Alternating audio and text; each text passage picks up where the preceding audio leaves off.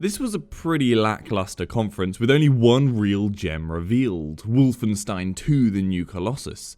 The first game I bloody loved, and I'm ecstatic for the sequel. If you want to see my full thoughts on the reveal, then check out that linked in the description.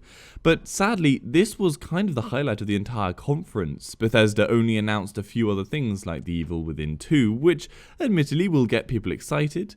Skyrim was shown off on the Nintendo Switch, but we already knew about that. Dishonored 2 is getting some DLC called The Death of the Outsider, which is certainly interesting, especially for those of us who played Dishonored and so are well aware of who the Outsider is. But yeah, that was kind of it. The big news I did like though was Bethesda VR. They showed off that they've gotten VR working brilliantly in both Fallout 4 and Doom, which is amazing.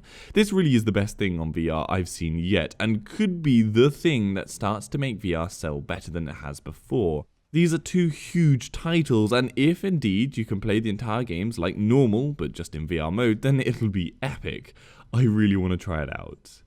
Now, talking of Fallout 4 and Skyrim, they announced a new creation club thing where people can create mods and sell them, essentially like the other time they tried to make people pay for mods on Steam, and we saw how that went. This admittedly does look better, but I still question how it will be received. That said, it's coming this summer, and Bethesda have said that it's not allowed to have mods that already exist, just retrofitted and transferred to it. It needs to be new original content, so that may very well quell the worry of many, but I'm still wary of it.